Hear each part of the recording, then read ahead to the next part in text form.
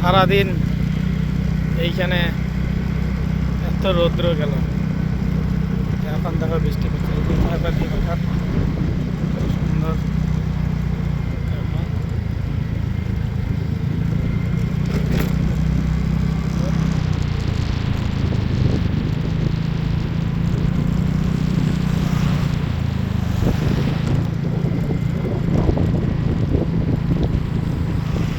এই যে চায়পাতি বাগান, এটা বলে টেঙা বাড়ি। এখানে গেট আছে, গেট।